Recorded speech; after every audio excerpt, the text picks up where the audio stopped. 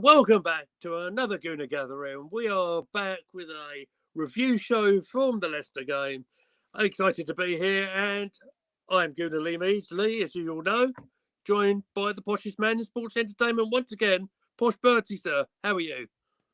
I'm very good. As you can tell, I need a haircut, but I'm taking care of that on Sunday. But yeah, I'm doing wish I had some. excellent. Why? I'm doing great. Pleased about the win on Saturday, and yeah, we're going to be talking about that. How are you, sir? Yeah, I'm not too bad, mate. You know, it's been another day in paradise in Tesco Towers. Obviously, other supermarkets are available. We've got an improvement on the last stream, to be fair, because at least the intro played. That's good. I mean, I can't put the comments up now, so that's good. I've jinxed that. So maybe you could be in charge of that. Absolutely. I know there's going to be millions of them. I was kind of debating whether to go with this first or last, but I think I'll address this first. So then we'll move on to more pressing matters in terms of the football. So, so we've been doing this YouTube thing on our channel not very long, but we've had the privilege of having Miss Melina on our channel, and we've had Luca on our channel for a couple of times, and through them I got to start watching Stephen Fleetley's channel. It's this poor young lad who's been quite ill, as well as I'm sure a lot of the Arsenal fan base will know. Unfortunately, he's lost his fight for life today. So I just want to celebrate his life. Really, is the best thing I can say. He was so committed to putting content out there, raising awareness about the issues that he had, and raising money for charity, and commitment to putting content out, even from a hospital bed with a UV thing in his arm and stuff. I think he's an incredibly brave young man, incredibly inspirational.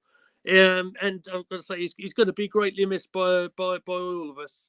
So we just want to wish his family and friends, all thoughts are with you and everything like that. And, just reach out if you need anything. It's just a horrible piece of news to see today.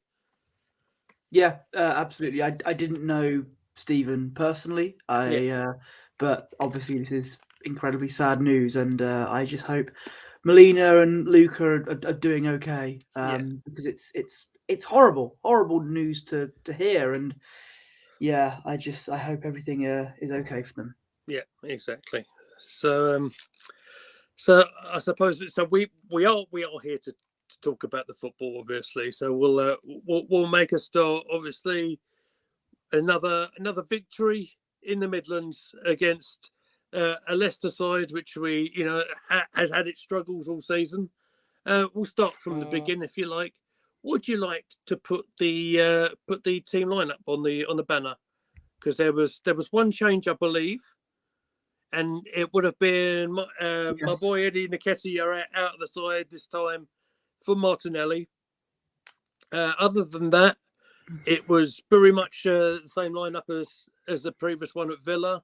So I definitely called for some changes around the back, but I also called for Trossard making a start, and I actually called it for Eddie to be rested this time. I did hear a whisper that Nketiah might have picked up a bit of an injury. That's where I was going. I was going to mention that there were rumours. The rumour and innuendo circulating around was that Nketiah may have picked up a bit of a knock.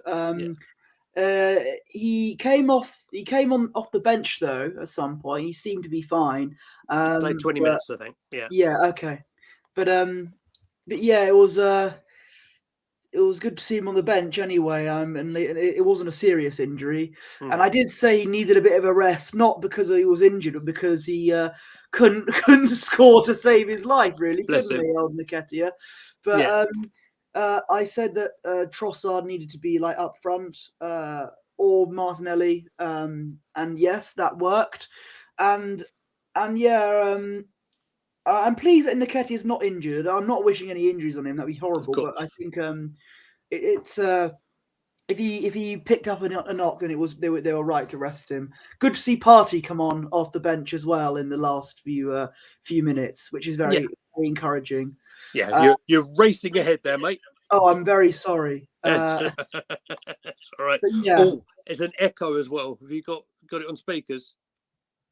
Do you want me to put my headphones in? If you could, just while we're going through that, I'll say about the positioning actually of Trossard playing as a kind of a false nine.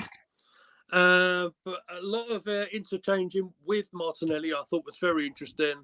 And I think that sort of movement did cause a lot of problems for Leicester, who were themselves extremely well organised. As we thought they might be. They had, during a lot of the game, they had a lot of defenders behind the ball.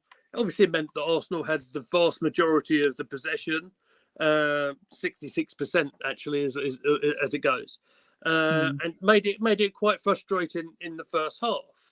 However, there was an incident in the game, and I think it was probably just after the 20-odd minute mark, where we just mentioned Trossard looked to have scored a bit of a worldy goal. Now, yeah, go on. First of all, just before we go into the Trossard goal, I think it's important to know that Zinchenko was wearing the captain's armband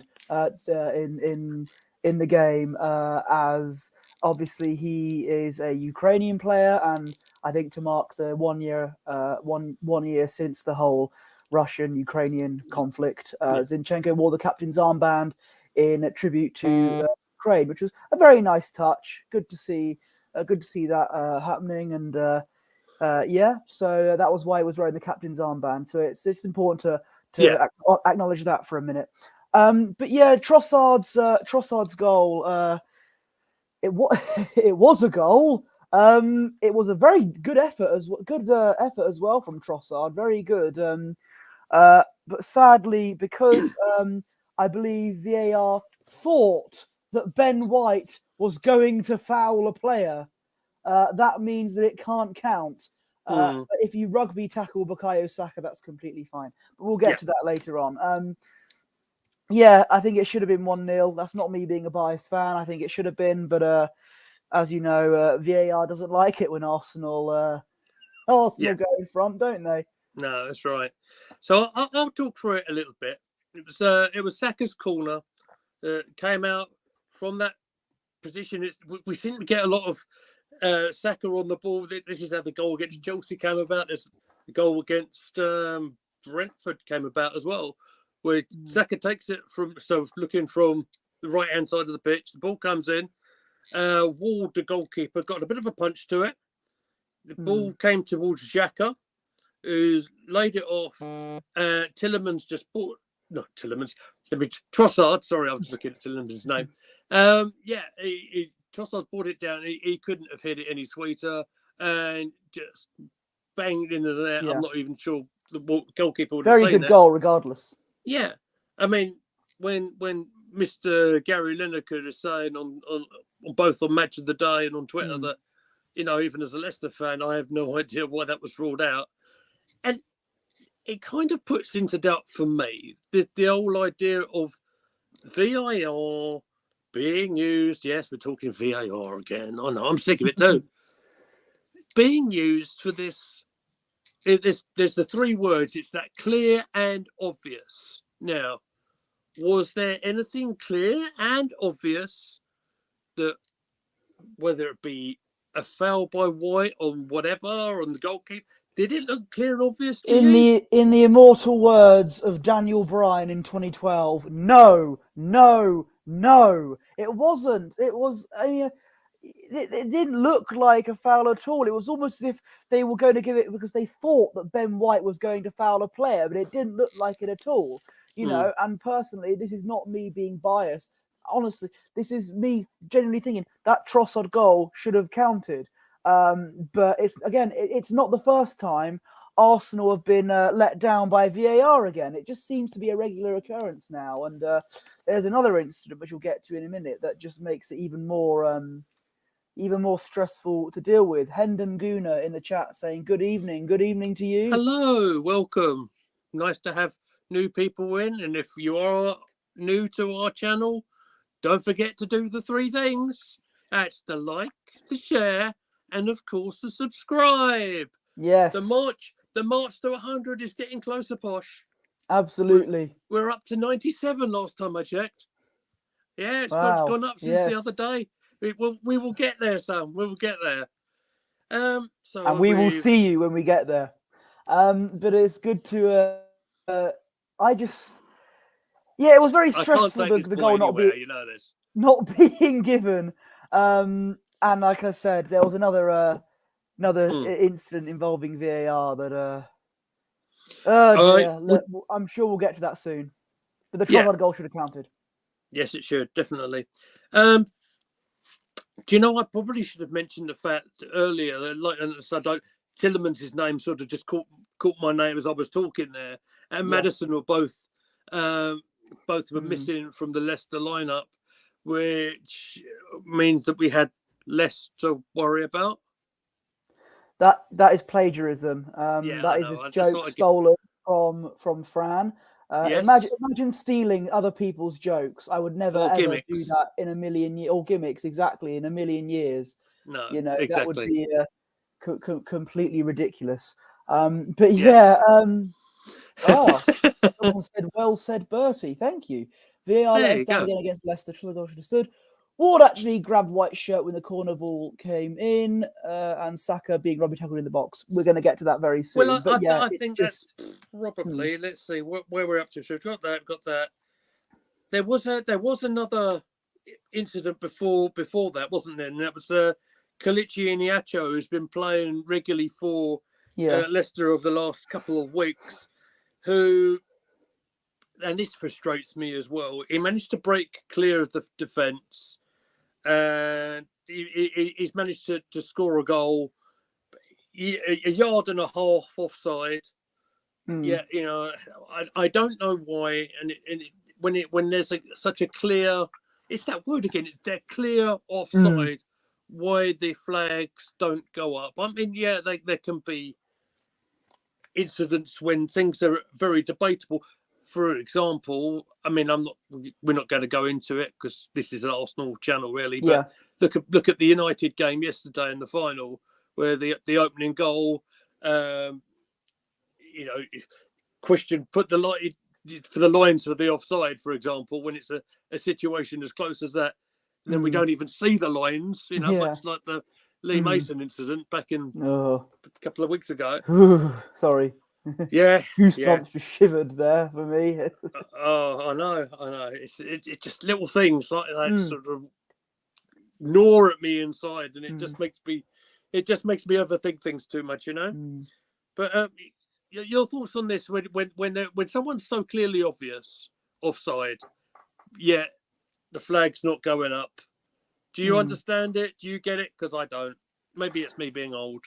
No, I mean, things such as the flag and forgetting to draw the lines as well. It's just, VAR has made even offsides a bit more confusing. And, you say it's the people in charge of it, which I understand, but I just don't like it. I'm an old soul at heart. I want to go back to the days where you didn't have to celebrate a goal being disallowed.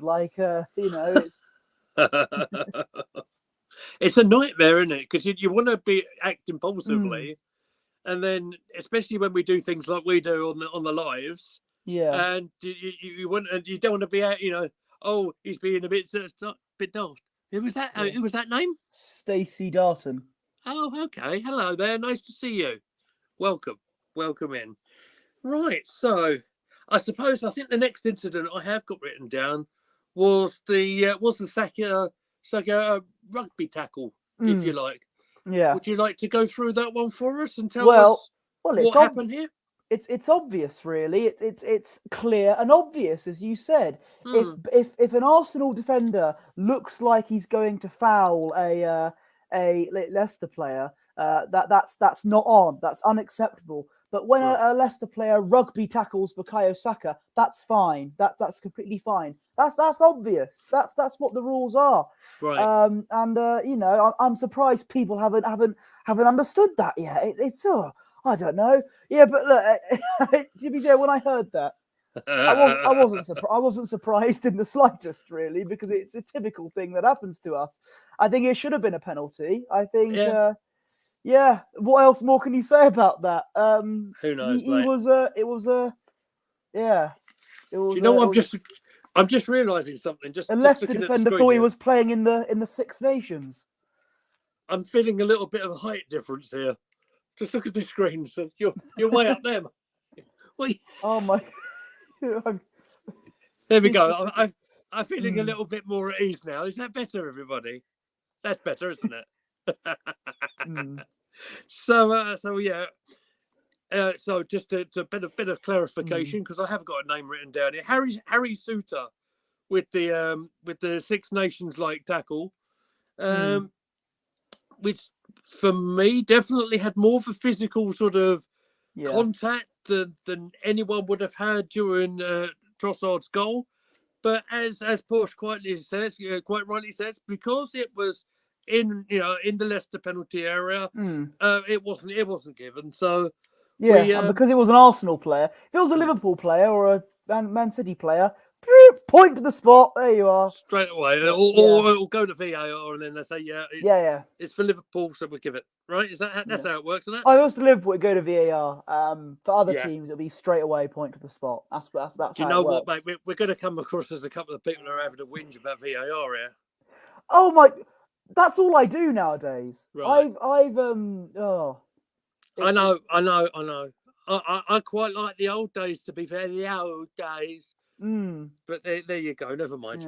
Yeah, I had Liverpool Arsenal on '89 on ITV4, didn't they? It was fantastic to watch as well. That's probably why you're probably reminiscing about ye olden days, as you say. Oh, mate, when you buzzed me that, saying you check out ITV4, I was absolutely buzzing.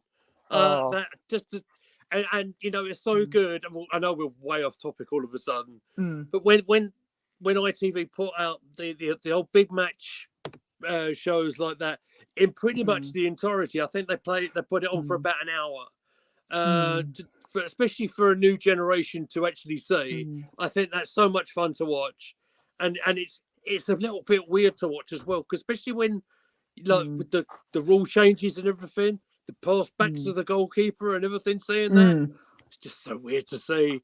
But if anyone hasn't seen it, especially the younger viewers, go back and watch ITV4 from the other day. It was brilliant to see. So back into modern day, I think we should probably go. Back in the DeLorean we go. Absolutely. Back to the future. I love a DeLorean. You just put me on a Fran tangent. You know, there's been a DeLorean spotted here in Chelmsford today. I'm not even joking. It came up on Essex Live. If you check the Essex Live website out, you see a DeLorean and a Batmobile showed up. I'm not even messing about. I mean, it's not the weirdest thing that's happened in Essex. So you know, it's there's plenty of weirdness going on in this place. I'll tell you, mate. I'll tell you. But it is worth noting that Chelmsford lost 1-0 to Ebbsfleet this week, as you mentioned, Chelmsford. But that's never mind. Do you know I was going to give you a chance to shine? You've got your banner and everything. I thought because it's your local team, you wouldn't really want to hear much of it. Mate, the platform is here for you. Look, if we've gone into half time, can we just... We've got an Arsenal game to talk about. Let's cover the Arsenal game like professional journalists that we are. Yes. Otherwise, we'll lose all the viewership that's up there. Absolutely. Yeah. I mean, I can't even see it because for some reason, all my banners and tabs and everything have gone a bit pear-shaped. They're probably thinking, what are these two talking about? We've got 2 billion viewers. 2 billion, my goodness. Well, as long as that... bit small considering our channel, but... Yeah. You know, we've got a bit big time now, haven't we, really? But as long as that 2 billion have hit the subscribe button, we'll be laughing all the way to the bank, mate. But Absolutely. So we've gone in half-time. I want to say it as a Leicester, very much like a lot of teams that we've been playing of late, did really restrict us in terms of getting anywhere near the penalty area. But that we had literally so much of the possession, and I think just generally during the whole game, I think Ramsdale didn't have a save to make. I think his gloves were clean. But yeah, second half starts and we get underway very, very quickly. Very quick turnaround of possession. I believe Saliba got hold of the ball and he pinged it all the way to Trossard, who got it through to Martinelli, who managed to get it onto his right foot. Looked like he really hurt himself in the process of scoring that goal. But just before the 46-minute mark, it was 1-0. Indeed, he was the chap who caught him, and it caused quite a bit of concern. But a very, very important goal, mate. Yeah, excellent start for us. Picked up on where we were in the first half, where we were I think the better team. It's worth noting that a lot of Arsenal fans wanted Martinelli taken off in the first half. It just sums up quite a lot of Arsenal fans and their what do we know, to say the least. Exactly. Yeah. Because I saw some Arsenal fans saying Nketiah needs to be dropped. I was one of the people that said he needed to be dropped, but I didn't say the other thing. They said Nketiah needs to be dropped. He can't score at all. We need someone else up front.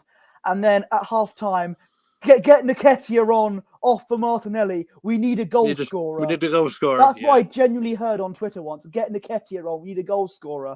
And I'm like, I bet you were one of the same people that said he can't score to save his life. This is where I come in a bit different to an awful lot of people, because everybody who watches us knows that I'm a fan of Eddie's. However, I did say I think he did really need the rest.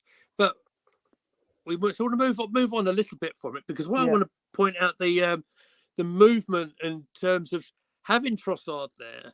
He, like I said, for the majority of the first half, he was acting as the false number 9, but in this incident here, they'd actually swapped around. So Trossard received that ball from Saliba on the left, which meant that Martinelli went into that centre position, got that shot away, and so it caused the confusion straight away from it. And the kid was brave as well in his finish. He got the injury or injury scare, if you like, straight away afterwards, and bear in mind his injury history and stuff like that. You do kind of worry, but thankfully he was all good. 1-0 to Arsenal. Do you know that was his 20th goal for Arsenal in the Premier League? Not that I've been doing my Motti stats, just like the great man would have wanted. Yes, well, at least someone out of me and you does research. You mean to say you've got nothing? Do you remember my notes for the Oxford versus Arsenal game? It was a big piece of paper that said useless in the first half. Ladies and gentlemen, you see what I've been doing for the last... Oh, my word. Look at it. Look at that. Look, I'm a professional. The hard work never stops. Look, someone's got to hold this thing together, haven't they, right? Absolutely. So following the goal, you know, this is the thing. I don't think it was the greatest game that we've ever played, and I don't think there was an awful lot of chances in the game left to talk about. Really, I know Zinchenko had a left-footed effort that Ward managed to save quite comfortably, but I believe in the whole game, I think we had that shot that was on target, and the goal that we just spoke about. And regarding Leicester, I think they had literally one effort that on the highlights that I'd seen. It was Drewsbury Hall who had an effort from a bit of a distance that Ramsdale was just saying goodbye to, and that's literally all he really needed to do. I think didn't Leicester have a bit of a chance in like the 80-something minute, or am I? Well, if you know something about that, mate, you go talk about it, because I haven't got that written down. You go ahead, sir. Okay, because I just remembered. I'm going to have to... I mentioned the Dewsbury Hall one. Yeah. As you just have a quick check, make sure we haven't... He's going for the quick VAR check.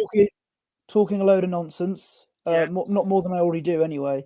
absolutely. I will mention the fact that, and you did bring it up a little bit ago. Thomas Partey was in the travelling party, Hey. and he did come on for 5 minutes, which obviously is encouraging news, especially with the fixtures coming up as they are. We've got it was the Dewsbury Hall shot you're on about in the 72nd minute. That's what it was. Saying okay. Leicester's first shot of the afternoon, and it very nearly ended up in the net. A wicked curling ever from Dewsbury Hall from 25 yards out, and it has Ramsdale at full stretch, but it flies a yard wide of the post. I don't think he was worried, frankly. I've seen it back about 2-3 times. I don't think he was worried about it. But Okay. Partey came on for 5 minutes. We've got our game in hand, a very important game in hand, which we'll get to in a minute. Coming up on Wednesday, so it's good to see Partey getting his time there. Yeah, I think that just about wraps us up. I think that wraps us up for the game itself. And obviously keeping an eye on what City done, they had a very comfortable win themselves. Yeah. So I think it's gap to 2 points as it stands at the moment. It's back to 2 points, yeah. But if we win against Everton, on Wednesday, then it's back to 5 points. So back to 5. So yeah, absolutely. So well, I saw what you just did. How many times? 5 times. So before we start jumping in on talking about the Everton game, there's a couple of things I want to bring up, and there was a little article I had seen not too long before going on air, and that was Football.London reporting that Jesus could be back amongst selection issues before the next international break. So we spoke about so that really, could be any point in March then. Well, yeah, obviously we said we've got so many games coming up. But it's looking sooner rather than later, which I think is a massive boost for us. Yeah, we know. If I'm right, am I right in saying I think I heard this possibly on Fran's stream actually a little while ago that I think Jesus has played 10 games, and that was him until so he got injured during the World Cup. We haven't seen him since, and a lot of people saying Arsenal are going to fall away and stuff. Well, we're still right up there with the challenging on the title situation, but to have Jesus back would be a massive boost, especially if little things can happen. Like you see Martinelli go down like he did when he scored. You kind of worry, oh no, not him again. And with when he gets injuries, they're bad ones. Let's be honest. So and like I said, Nketiah having a bit of a time away from the pitch. I know he played the last 20 minutes as a little bit of a tactical swap around, I guess. But having another option, especially with the Europa League coming around, which we spoke about the other day, bonus. Other news I've got coming out from today. Now, right at this moment at Kings Meadow Stadium, and I don't know what the latest is because I haven't got the thing in front of me because literally I'm talking to my phone. But Emil Smith Rowe is literally on the pitch right now having they've got the under-21s game going on. Good.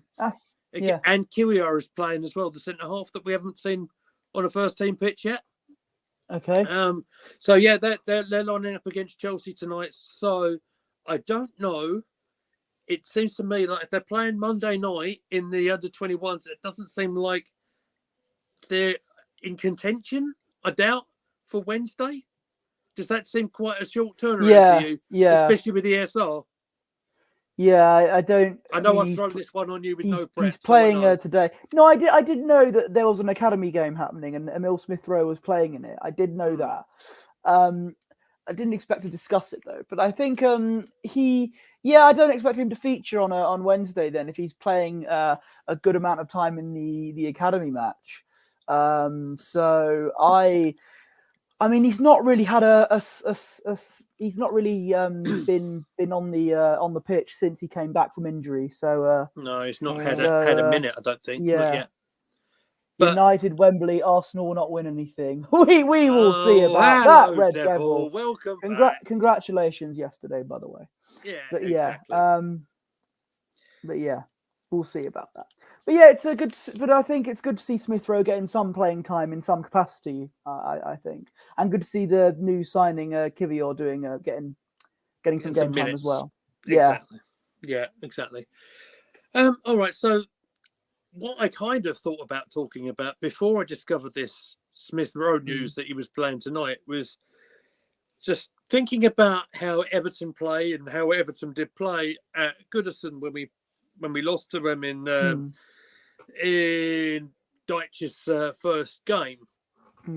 They tend to defend and really deep, and we had a load of the possession. We didn't make an awful lot of it. Now I kind of thought, well, do you think Arsenal might change our lineup a little? I mean, you could lose the banner if you want to, by the way. Oh, okay, yeah, but because I kind of had a thought yesterday that do we really need the two pivot in midfield in this one? So I wondered, you got Jorginho there or Partey. Do we want to do that? Does Ødegaard play? I might have thought about playing Smith Rowe at number 10. Do we want to give Xhaka a rest because he looked a little bit jaded? I think your general thoughts on this one. I think if he is fit, I'd expect Partey to start. Maybe I'd have Partey and Jorginho. I've been interesting to see what that combination would be like. I don't expect to see much changes considering the squad depth issue we have. Maybe Tierney could start. We might see Tomiyasu at right back, despite the error that he did against City. He's got to get it out of his system, hasn't he? Yeah. Partey or Casemiro, says Red Devil. That is a tough one. Come on, we're Arsenal fans, so we've got to go with Partey. If you're after United content, you've got about 20 minutes of United content out of us last time. I know. And I've got a friend I speak to on the regular who's a big United fan, as I mentioned. So I talk about them enough in my life. Can Arsenal win anything this season, or will they choke? Well, we'll see what happens. I'm hoping we do actually see Arsenal versus Man United in the Europa League. I'm hoping for that too. That'll be quite fascinating to watch. Exactly. Anyway, it'd be nice to say, but let's. My slogan is always looking at our next game, and I'm not one to get myself too over carried away yet. But we'll have to see what happens. But as I said, I think we'll see some changes. Maybe Tierney. We might see Tomiyasu at right back. Whether I want that to happen or not, that's Arteta's call. Really, what you want to happen. It's what you think. What we think is going to happen. I think Nketiah will end up playing again. I think it'll be. I think the front three will stay the same again. Okay. Yeah. And I think if he's fit, Partey and Jorginho, because not many, as you say, not many Arsenal fans have thought. Not many Arsenal fans have talked about that combination. But I was thinking, hey. It's an interesting one, isn't it? And let's be fair on Jorginho as well. He's now played a handful of games on the spin now, and he's looking right at home. He sprays that ball around lovely. I mean, some of us, knew that might happen anyway, but others of the fan base might have said, because of the history of us getting Chelsea players and may not be in at the prime of their powers. Weren't so keen, but like I tend to do, I did put my neck on the line and say, well, I think it's a good player, and the pair of them actually, the two signings in January, and I know a lot of us would have wanted a bit more, but isn't it good that in terms of at least we had that backup plan, so maybe a couple didn't come around. But we've got these two other players in. Trossard has looked so much at home for me. He's looked really good. I mean, and we've only got more to come from him as well. As much as I was very critical of not getting Mudryk, I did come along saying, if we're not going to get Mudryk, I do hope we get Trossard, because I think he'd fit our system perfectly. He's been so far. He's been a very good signing for us. So last 10 games. Blah, blah, blah, blah, blah, Do you blah. want to stop, Red Devil? Do you want to just leave us alone a little bit? You know, we are above you. We are above you in the league at the moment, anyway. Yeah, exactly. Look, I mean, do you want to talk about? You remember you said about celebrating goals and everything. Do you want to talk about the manager doing this little jig on the touchline yesterday? I mean, outrageous behaviour. No. Look. In all seriousness, he had every right to do that. You know, they won a trophy. Yes, it's not the biggest trophy in the world, the Carabao Cup. But I mean, if Arsenal won it, I'd be like, oh, it's amazing. But in all seriousness, the Carabao Cup, we all know it's not the most major trophy in the world. Mr. Piers Morgan was kicking off because he's trying to because he's trying to make sure he's proven right about Ronaldo leaving and how Man United are going to be terrible, even though ever since they got rid of Ronaldo, United have been absolutely brilliant. So there you go, Red Devil. There's the United praise for today. There you go. But yeah, the celebration, please. I hate them just as much as VAR now. The team has right to celebrate after winning a trophy. Yeah, exactly. Look from the generation I'm from, mate. Look how many things Ian Wright pulled out of his bag during his long career, record-breaking career, as was. I don't get it. I mean, and as I said, it's not as if there's a previous Man United manager. I mean, he would never run on the pitch and do a little of a like that, would he? Absolutely not. That would never happen. In full disclosure, exactly, absolutely. And that competition has been good for so many teams. Look, I mean, it's just nice grabbing it off City for a change, isn't it? Yeah. No, honestly, in all seriousness, no, it is. That's what the trophies are there for.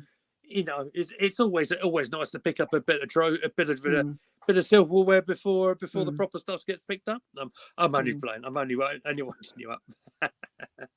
But I shared with Mr. Posh Bertie yesterday an old clip that very much stood out in my mind of United against Sheffield Wednesday. Actually, that was the birth of Fergie time. Certainly was. It certainly was. And circumstances around it, I totally forgot about as well. Referee getting injured, and then Steve Bruce, the United captain, coming up with a pair of goals to turn the game to 2-1.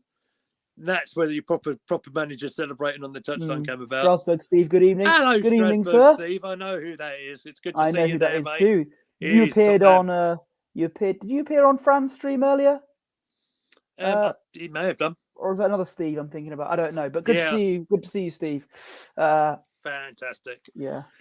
So, now I don't know about you, mate, but I think. Oh no, there's one other thing I've got. There's two other things. Oh, okay. So I've got a little bit of team news. This is pretty much hot off the press. It probably isn't a surprise to. I thought I recognised it. Yeah. I thought I recognised the name.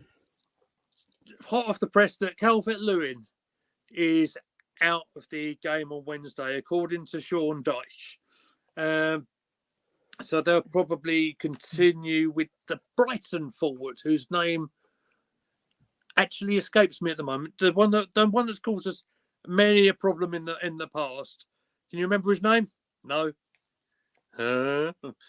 Anyone in the chat? Can you think of the Brighton forward? Who it was? No, it doesn't matter. Anyway, hang on, get rid of that. So we've got them. How do you think they will start Leicester? Leicester? No, Strasbourg, Everton. Steve, do not use that foul language in the chat, That's please. The one, Neil Mulpay. The one that caused us bother in Gunduzi's last game, done Leno in. Yes, that's. Well, Tom say it was that match that gave that made Argentina win the World Cup because Emi Martinez got his big break in that match. It certainly was, wasn't it? But how do you feel, Everton? Do you think, like me, that they're going to go with a defensive line I think. Jez Collins is in the chat. Hello, Jez. I missed your comment there. Good to see you. And that's the second stream he's jumped into tonight. He's a B-Tech Diego Costa. He's yes. That's a absolutely. I was a while ago. Henry Guna said it will be a tough game on Wednesday night as Deitch will inevitably park the proverbial bus. Absolutely, I think he will. I think Everton will be a bit defensive going into the match. It will be very much Sean Deitch trying to make us a bit stressed, like he did at Goodison Park, and it paid off. Does that well, doesn't he? He does. I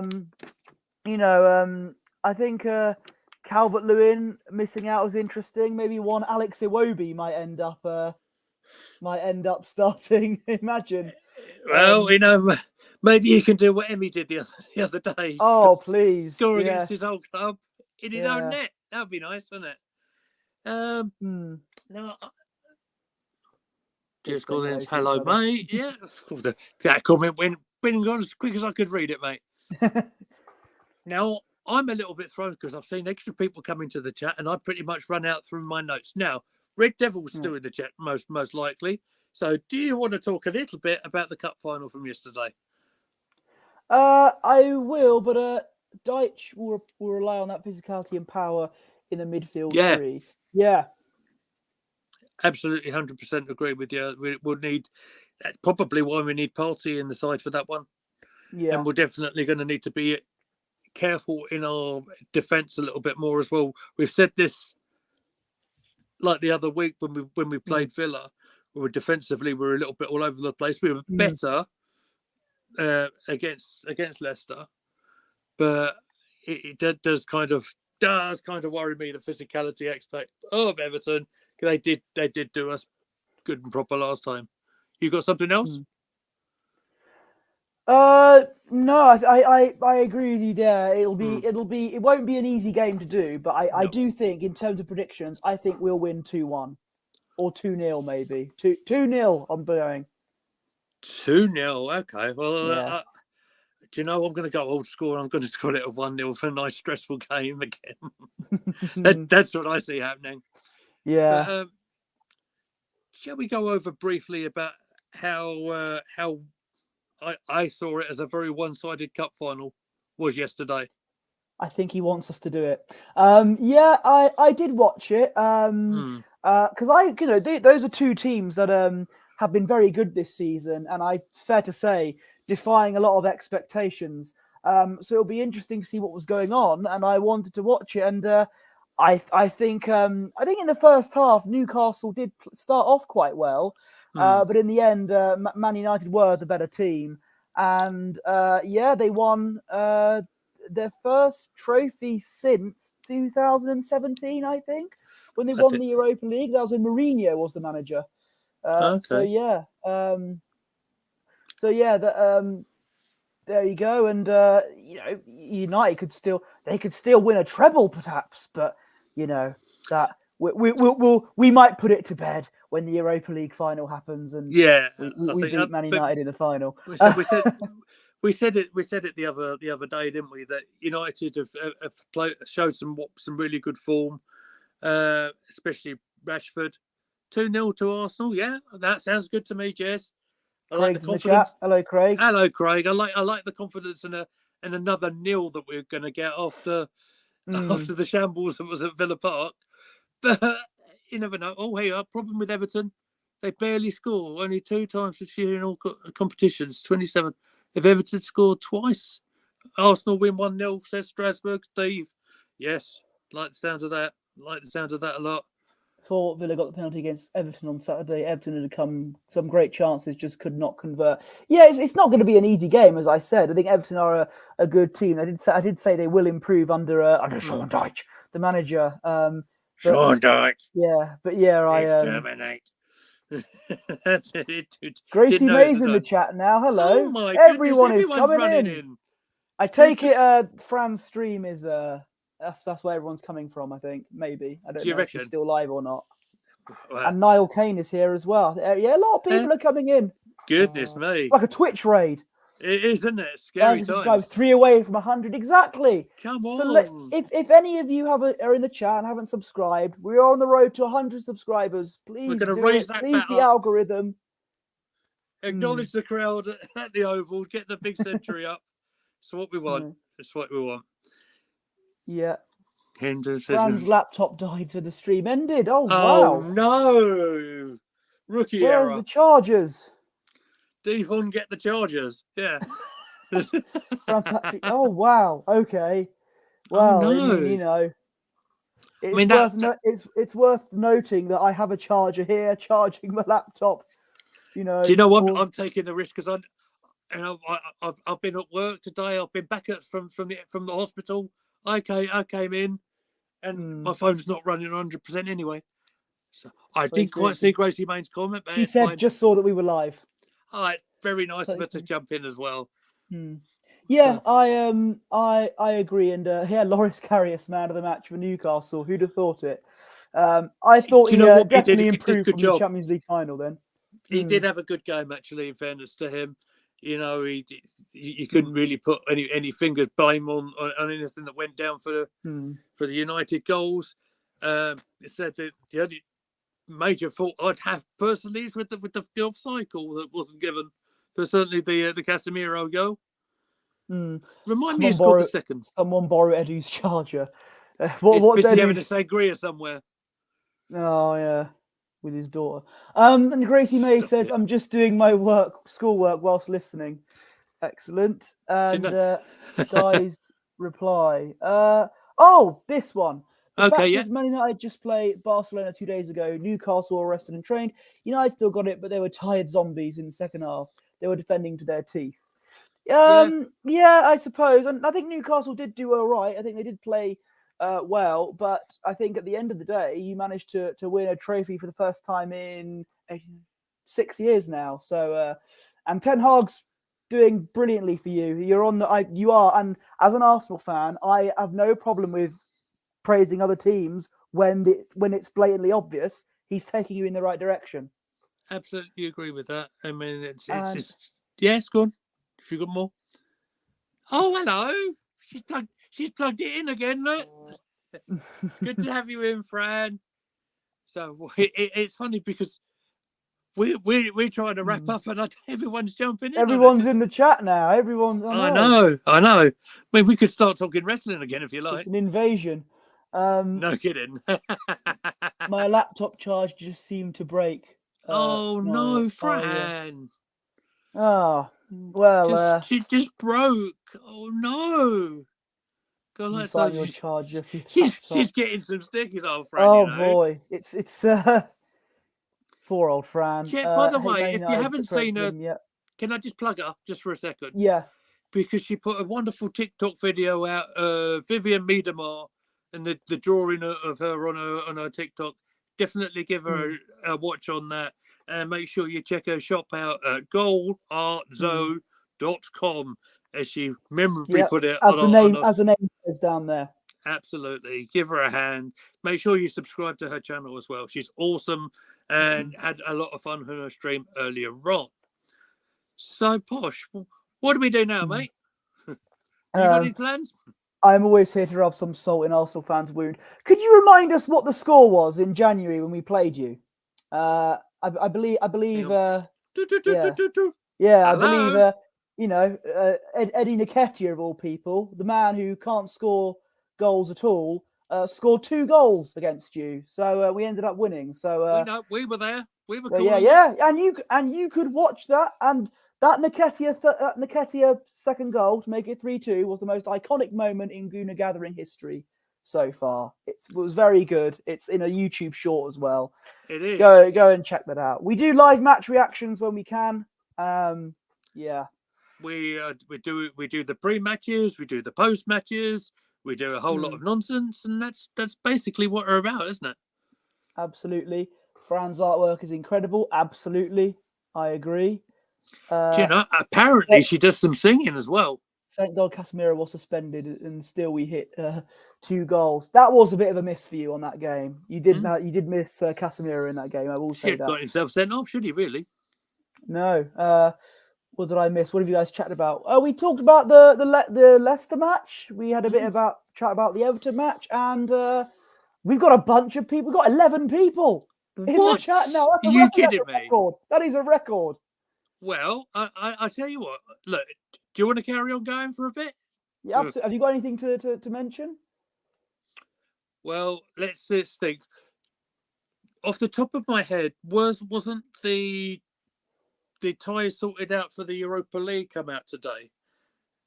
Yes. So in terms of when we're playing and the home and away legs, could you give us a little bit of light in the in how that's gone? Because I haven't seen this yet.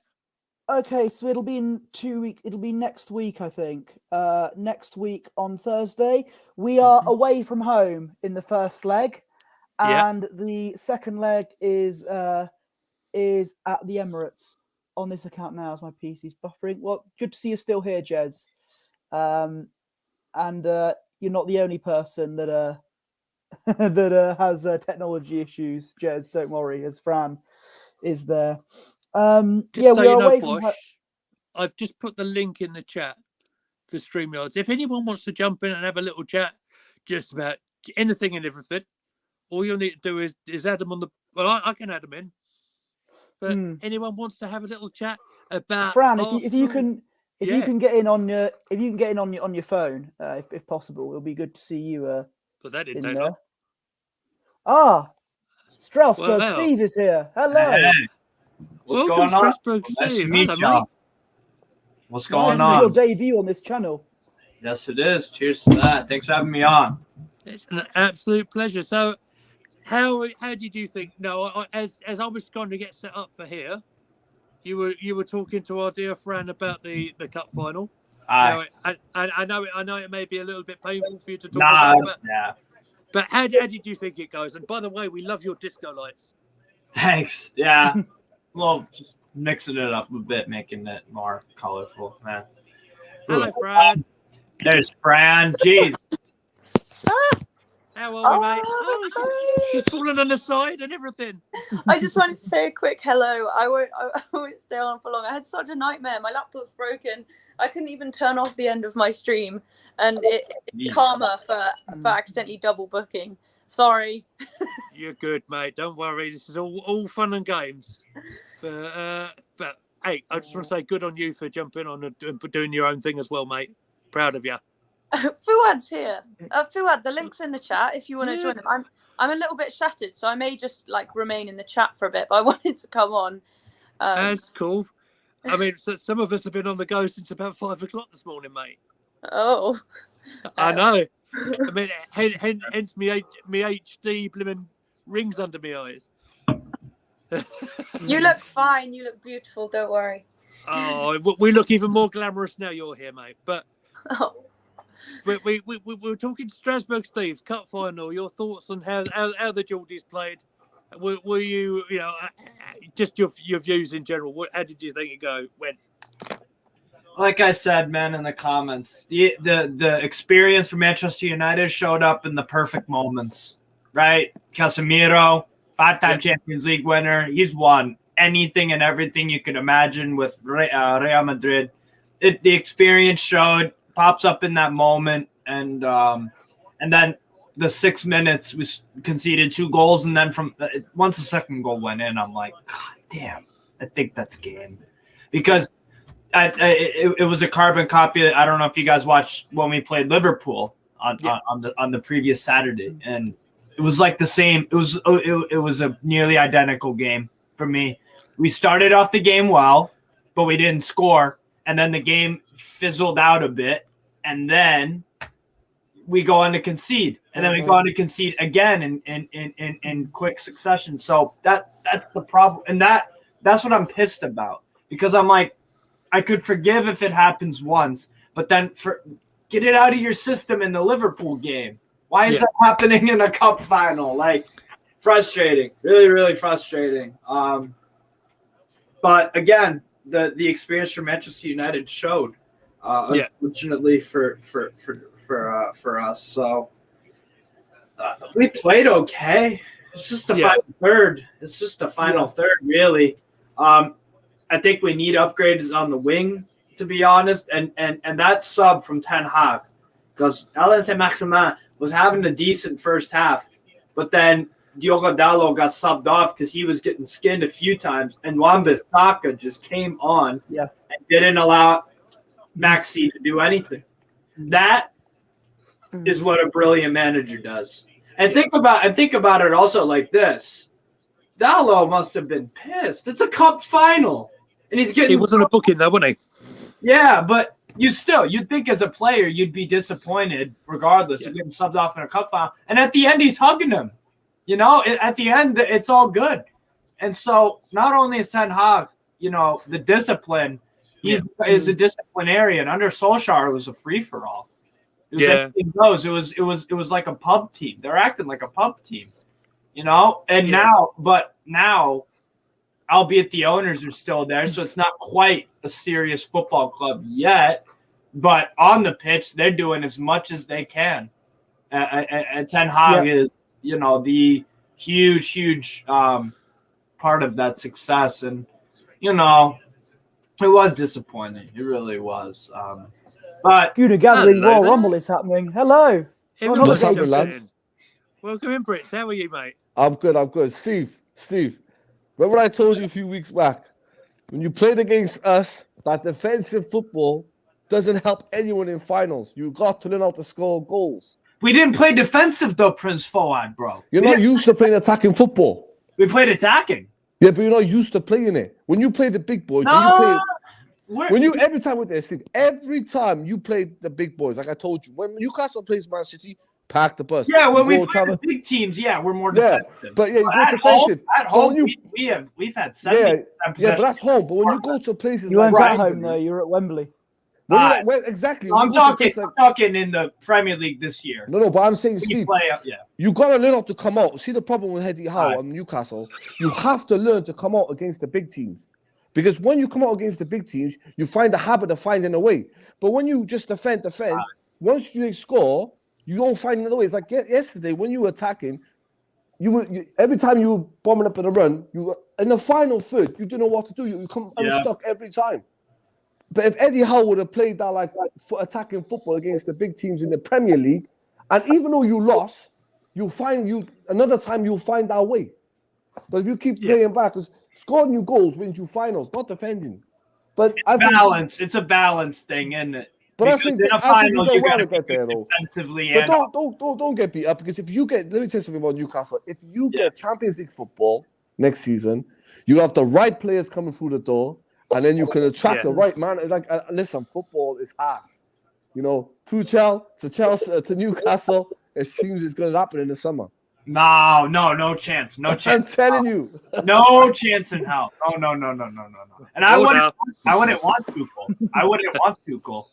What do you want him? Is it? He's elite I manager. wouldn't want Tuchel. No, Eddie Howe's been perfectly fine for us. You're like my cousin. He was telling exactly the same thing yesterday. To Newcastle. Oh man, no. There is something special brewing with Eddie Howe. I fully believe he'll win us a trophy. It just wasn't meant to be yesterday. But I think he has done a good job at Newcastle. There's no reason for him to be replaced. You are right. Football is harsh. I get that. If a Pep Guardiola left Man City and he was a free agent, okay, maybe I could see that. But at the same time, we have the guy in the building. Don't push out the guy in the building just for someone that you think might be better, because you don't want to be. You want it. What Newcastle? What we want is we want a team that tries, and we want some consistency.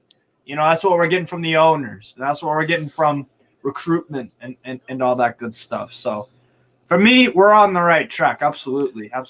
And for me as well, this is the start of Newcastle's massive project as well. With the fact that he had the new owners come in.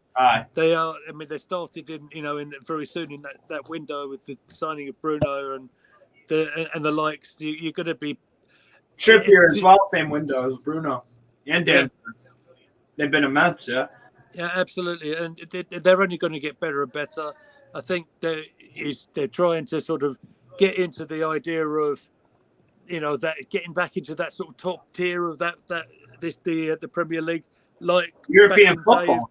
Yeah, absolutely right. Absolutely. Let me just bring in Prince as well here. So I'd be remiss of me to have a United fan on here without talking about the player I think is having the form of his life. Talk to me about Rashford and how he's got back into the side and playing the best form of his life.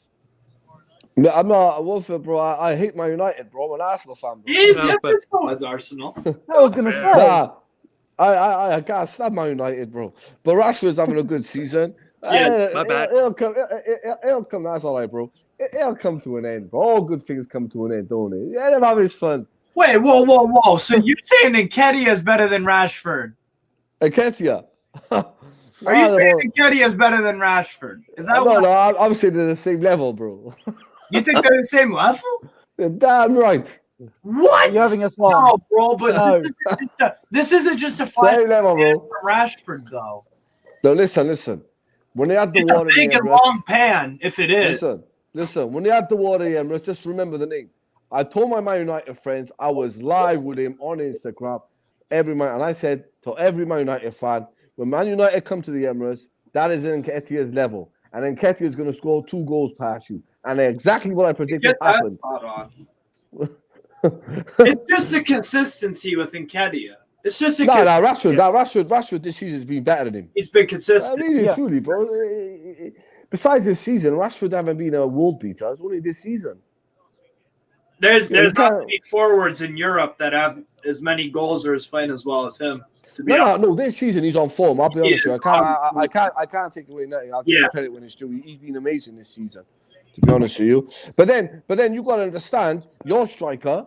You know, Isak needs to run a games. Then you'll see a difference. Yeah, you can't play Isak one game and no another game. You give Isak 6 games in a run, you'll see that boy cause damage. You've seen what he could do against Liverpool. Yeah. And yesterday he was an upgrade on Callum Wilson when he got subbed on. Yeah. Eddie Howe, bro, he's dopey, man. He should have played. But you know what, though? I don't blame Eddie Howe. You know the keeper yesterday, if he would have gone Big Steve, he would have saved that. No, I don't know about that. The deflection. He went down too early. But the problem is it's a deflection. Yeah, I know, but he was going down before it happened. Especially how close it was. Think about it. You have like milliseconds to react, and then a little deflection can change everything. He got fingertips on it, but it just went over. Yo, watch it slow motion. If you watch it slow motion, even the people in the studio, in the commentators said, if he would have stood on his toes and gone big, he would have saved it. Of course. Yeah. But he's over panicked. He just went down. I think it'd be really, really difficult to say that, you know, he's first game I think he's had since about 2021, I think. Yeah, and bear in mind his last experience, certainly that I'd seen him with that Champions League final for Liverpool where he absolutely had a clanger. I actually thought because it affects the whole setup of your defensive back line as well. You know, you look how Nick Pope has been so consistent and you know, unfortunate circumstances where he did get sent off, but the rules were the rules. I actually thought Karius did a pretty decent job. It's just a shame the rules being as the rules are, isn't it? Yeah, it is a bummer. What do you think? Are you ready, Lee? Yeah, I can see Gunnar, Lee, and obviously Brett. You're both Arsenal fans. I can see that, innit? But yes, indeed. But let me tell you all something. Arteta's going to deliver the title. Don't listen to all this negativity going around social media. They're talking in wax. I don't think it's We'll see. I'm taking it one game at a time. Arteta is going to do it, bro. Yeah, that's the thing. It's the hope that kills you. That's all I'm going to say here. It's the hope that kills you. I admire your optimism. I say this all the time. What a good manager does, you look at game by game, half by half. Win the first half and win the second half. You win the game. Move on. That's how you can't look at it like 38 games. Think about it, 38 games times 90 minutes. That's a hell of a lot of minutes, you know? That could be daunting. So top managers, what they do is it's just game by game. You know, if you didn't play good the last game, you might not play the next game. But if you play good the previous game, you'll play the next game. It's simple. It's just one at a time. I think Trossard, though, and I've said this and I've been saying it everywhere. Trossard is going to be a key. It's going to be a key signing. Yeah, and him and Jorginho from Chelsea and get us across the line. And I'm going to say it, and I'm going to keep saying it because when people talk about buying this player, buying that player, these boys have come in and they've straightly fit into the system. That comment just down there 14 cup finals is absolutely spot on as well. You know, and we said earlier on, didn't we, Posh? We just look at the next one. We look at Everton, who we know are going to be setting up. Yeah. You know, with a couple of buses parked in front of the goal, just trying to keep us away. I'm really hopeful we get them at them quickly and try and break down that wall. It was difficult the first game against them at Goodison. Are you confident for Wednesday? As I said, I'm going 2-0. I'm going 2-0 to Arsenal. They're the Prince. I'm with him, bro. I'm going.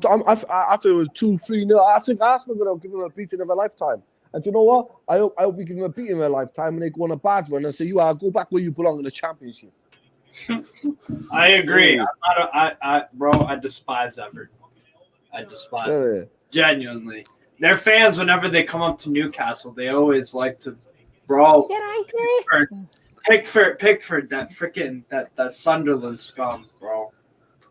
No, it's getting a bit out of control here, isn't it?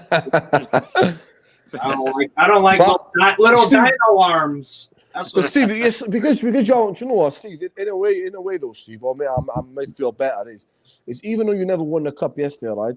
You know your development for Newcastle as a development is the project, but you getting in Europe is an amazing achievement.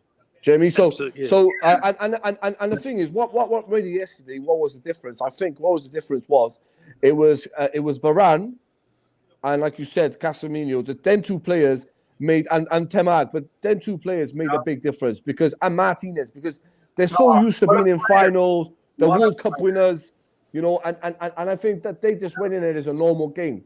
But I think Newcastle next time around, I think they'll have that camp. They'll have the same. I think next time around, if they get to a final, I think they'll have the same caliber of players to be like, yo, we got this. And now all of that starting 11 has experience in a final. Yeah, 100%. Yeah. So don't write your season off, because you're gonna get into Europe, bro. So don't write your season. You've got 2 games in hand. You can still finish top 4.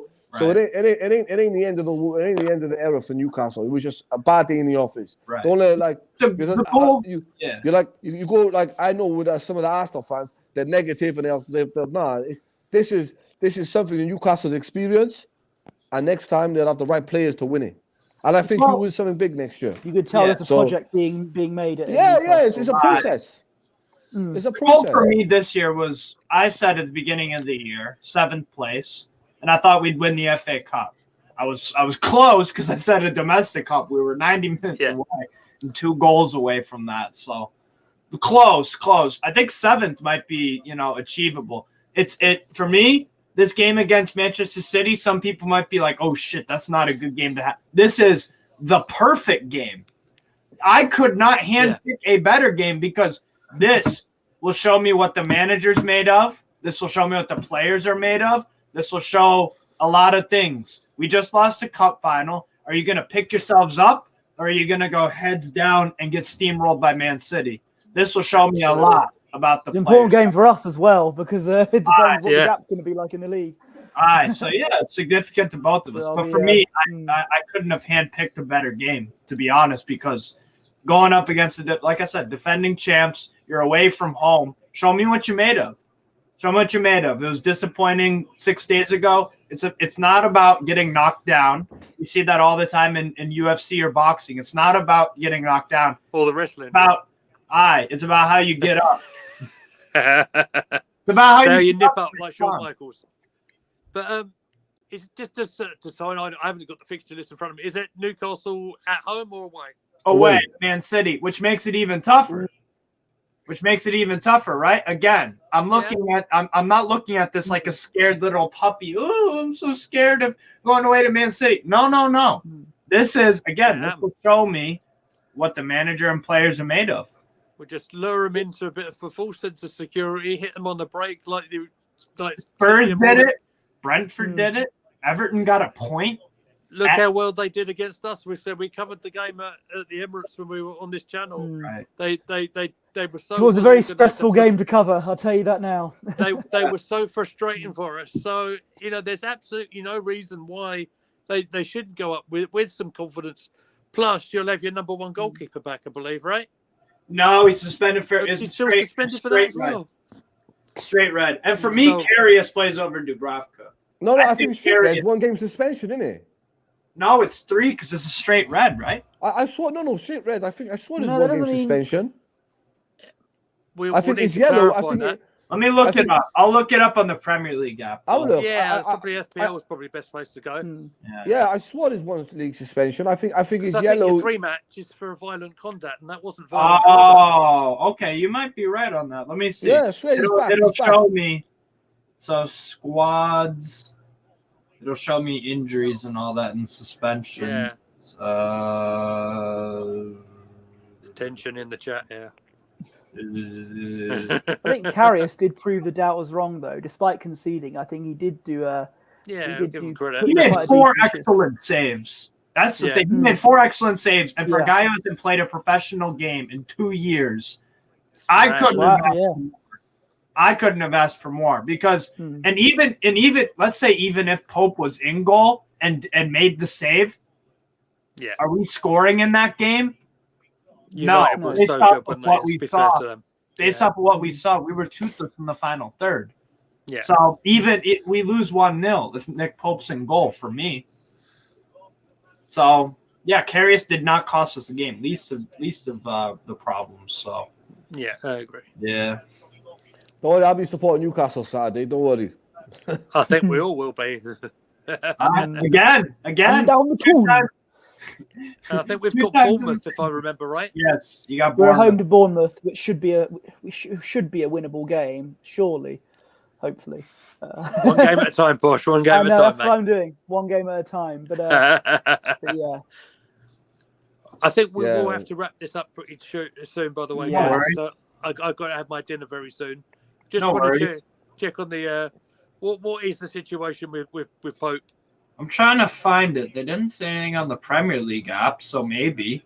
Let me look.